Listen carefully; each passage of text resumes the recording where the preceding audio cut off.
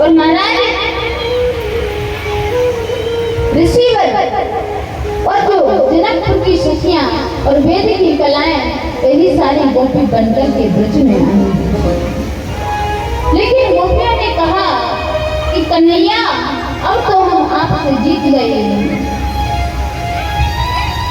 अब तो आपको हमारे साथ में सभी को सर्वश्रेष्ठ भगवती होने का अभिमान हो गया। तब श्री कृष्ण को आज जैसे ही कन्हैया गोपियों के साथ में महाराज रास करते हैं और जैसे ही आज कन्हैया ने सभी गोपियों के साथ में जितनी गोपियां थी वहां पर उतने रूपों को बनाया है। लेकिन कहते हैं महाराज आज ब्रज में रास प्रारंभ होने वाला है। उधर मैया पार्वती भी कैलाश पर रास में आने के लिए तैयार हो रही है। लेकिन आज बाबा भोलेनाथ कहते हैं कि अरे पार्वती तुम कहाँ पर जा रही हो? तो मैया पार्वती ने कहा कि प्रभु मैं ब्रज में भगवान श्री कृष्ण आज अर्धरात्रि फुल मल्लिका ऐसी हुई रात्रि में आज महारास होने वाला है और मैं उसी रास में शामिल होने के लिए जा रही हूँ। तब भगवान बोले कि हम भी उस रास में चलेंगे। लेकिन मैया पार्वती बोली नहीं, उस रास में तो केवल स्त्रियों को जाने की अनुमति है, केवल वहाँ पर ब्रजराज के अलावा उस रास में कोई नहीं जा सकता। सारी गोपियां रहेंगी और केवल अगर पुरुष कोई रहेगा तो केवल मेरे प्रभु ब्रजराज रहेंगे। और कैसे कहने लगे, लेकिन आज बाबा भोलेनाथ कहते हैं जिद करने लगे पार्वती मैं तो तुम्हारे साथ में अवश्य ही ब्रज में रास मंडल में जाने के लिए आज मैया से जैसे ही जिद करी है तो मैया कहती है लेकिन मैं आपको उस रास में लेकर कैसे चलूं? तो कहने लगे एक दिन आपको भोले भंडारी बन करके ब्रज नारी वृंदावन आ गए हैं, वृंदावन आ गए हैं। एक दिन भोले भंडारी बन करके नारी वृंदावन आ गए हैं, वृंदावन आ गए हैं। एक भोले भंडारी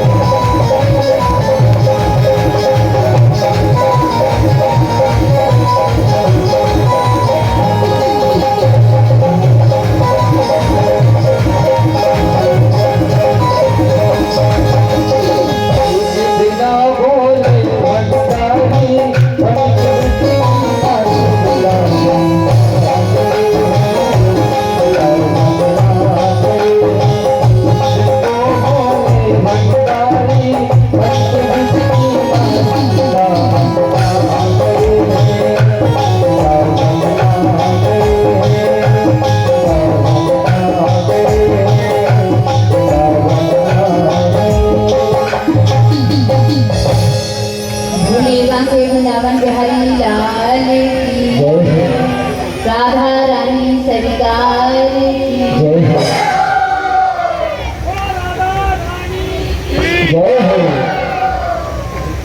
आज इस प्रकार से महाराज जैसे ही अब तो महाराज बाबा उस रात में आए, लेकिन आज मैया पार्वती कहती हैं कि प्रभु आपके लिए वहां पर जाने की अनुमति नहीं है।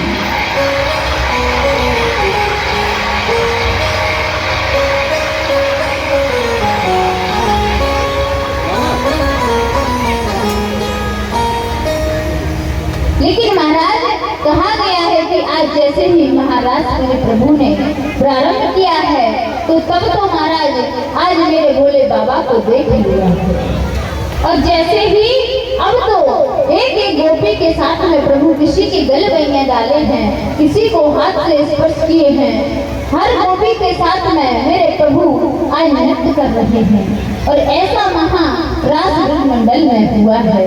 लेकिन महाराज जैसे ही मेरे प्रभु ने रास प्रारंभ किया कि अब तो गोपियों को अभिमान हो गया। हर एक गोपी सोचती है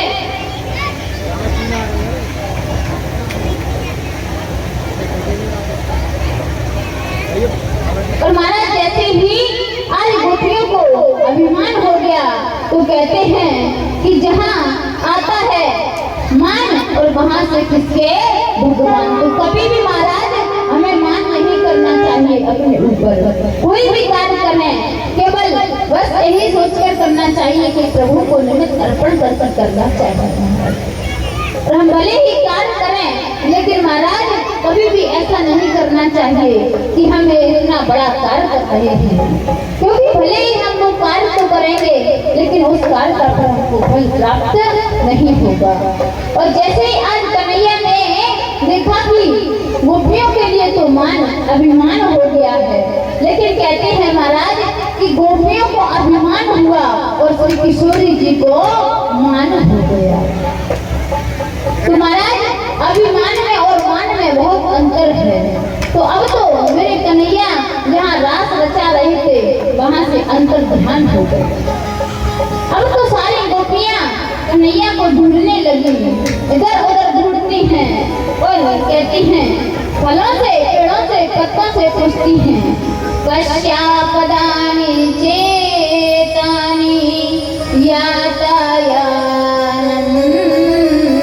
गुणोन्ना अंतस्ते प्रकाशाया करेणो करणीयता। गोपियां सोचने लगी, कहने लगी, अरे नंद के लाडले तुम कहाँ पर चले गए हमको छोड़कर। लेकिन महाराज गोपियां क्या देखती हैं, कुछ कदम आगे चलती हैं तो वहां पर तो प्रभु के साथ में और किसी स्त्री के पद चिन्हों के पद मिले। लेकिन महाराज जैसे ही गोपियां अब अपने मन में विचार करने लगी कि यहाँ से तो प्रभु किस प्रकार से गए हैं, जैसे एक हाथी अपनी हथनी के शुंड में शुंड डाल करके जाता है, तो यहाँ तक मेरे प्रभु किसी गोपी को साथ लेकर के गलपैया डाल के गए हैं, लेकिन कुछ आगे चले हैं तो प्रभु नहीं मिले।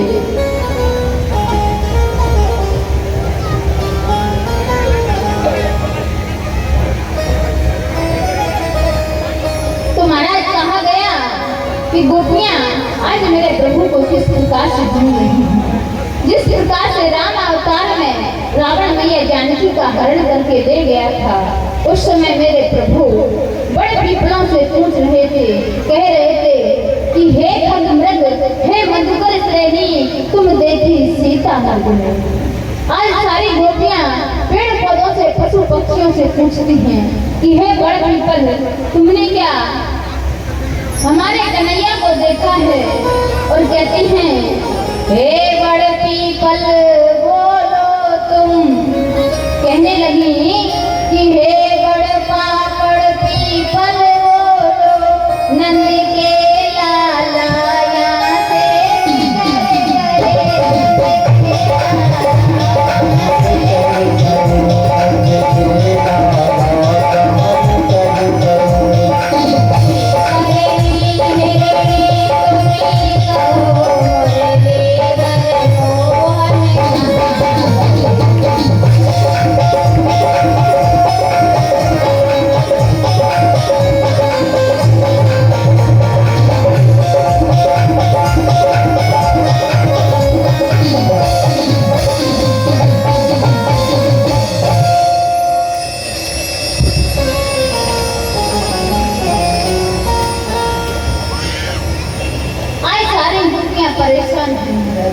कन्हैया को ढूंढ रही हैं और कहती हैं कि हे नंद के लाला,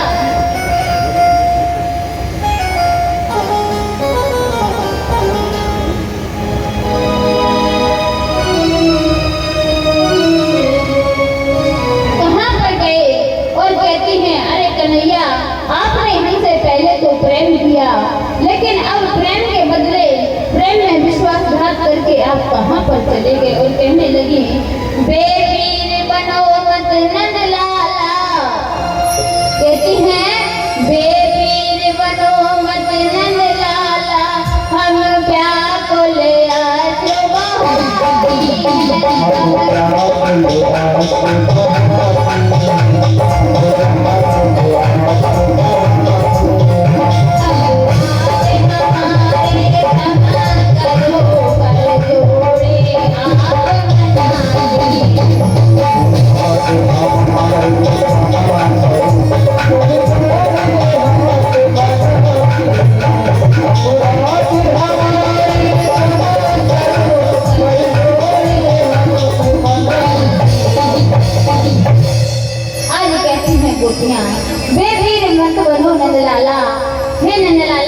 हम व्याकुल आंसू बहाती हैं, अपराध हमारे क्षमा करो, हम हाथ जोड़कर तुम्हें मनाती हैं, हम शीश झुकाकर तुमको मनाती हैं।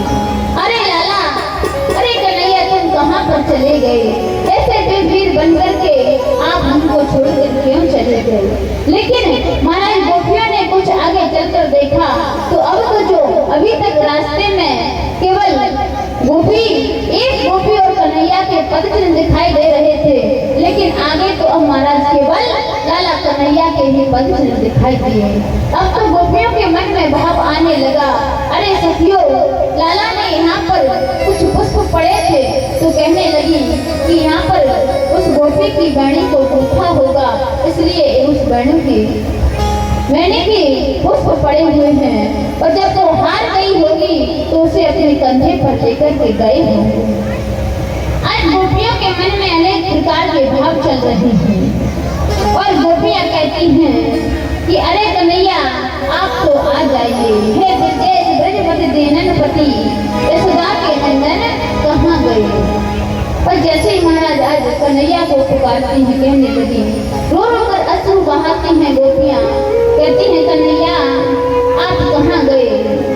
और श्री सुखदेव जी महाराज राजन परीक्षित से कहते हैं, अरे राजन, महानाथ रमण प्रेष क्वासि क्वासि महाभुज दास्यस्ते कृपणायामे सखी दर्श सद्विनम्। हे नाथ रमण, हे प्रियतम, हे महावायो, हे सखे, हम तुम्हारी दासी हैं, आप हमको छोड़कर के कहाँ चले गए? और महाराज आज जैसे इस प्रकार से गोपियों ने कहा है, और जो गोपी विरह में आज गाती बिलखती फिर रही हैं, उसी को महाराज गोपी गीत कहते हैं। जयति देविकम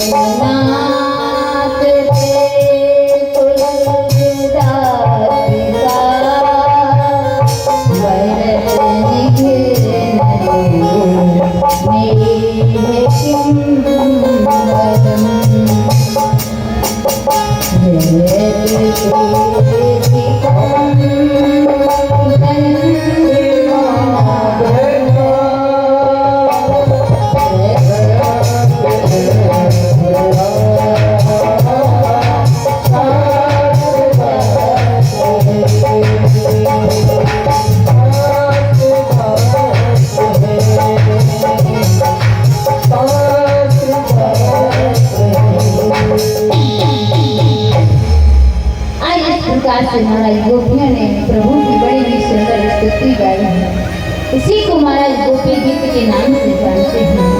आज चारों ओर आनंद ही आनंद छाया हुआ है। गोपियां आपस में विचार करती हैं, अरे सखियों, नंद के लाला कहाँ गए?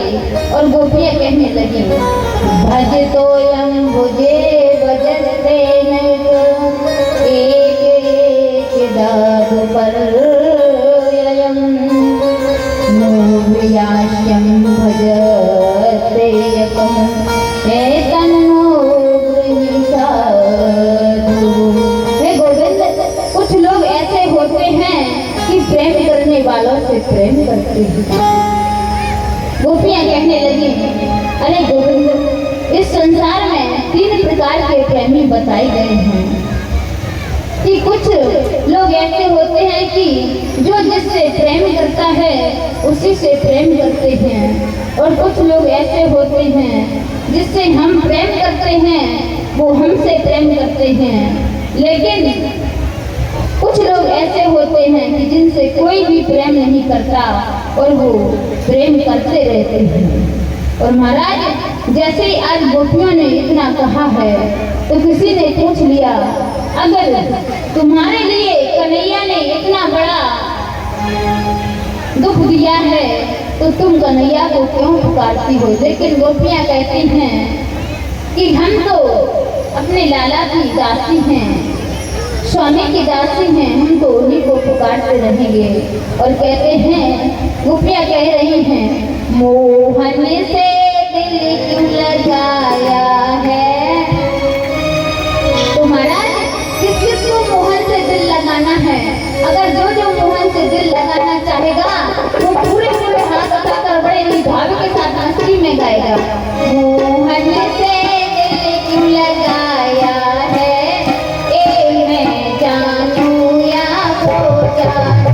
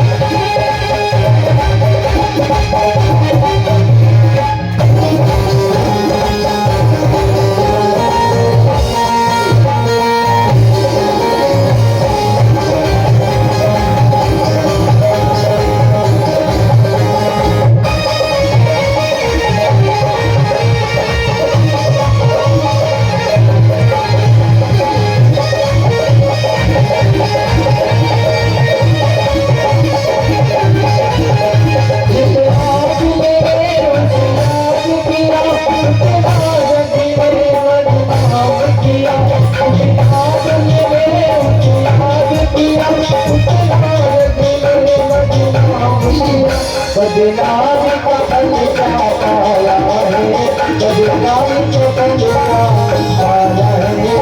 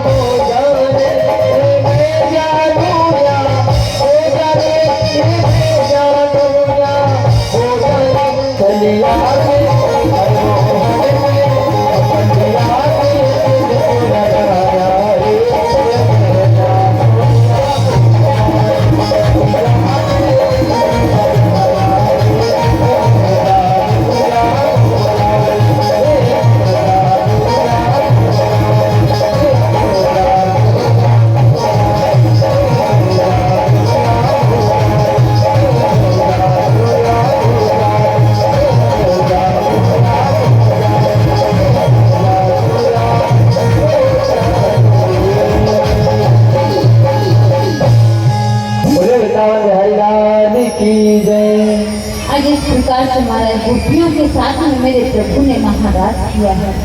किसी को अपने आंखों से स्पर्श किया है, किसी को अपनी मुस्कान की आभा दिखाई है, और किसी के साथ में प्रभु गलबैया डाल करके नृत्य किया है। मतलब माना कि हर गोपी को ऐसा लगा है कि मेरे प्रभु मेरे साथ हैं। लेकिन महाराज कभी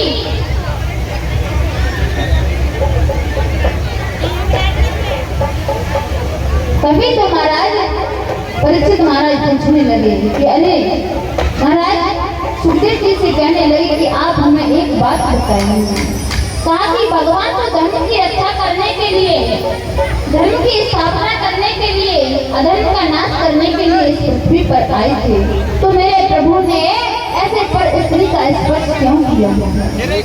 और जैसे ही महाराज आज परीक्षित ने सुखदेव जी से ऐसा प्रश्न किया कि भगवान तो धर्म की मर्यादा कर्ता के पालन करता है और उद्देश्य के पालक हैं, लेकिन प्रभु ने ऐसा कार्य क्यों किया?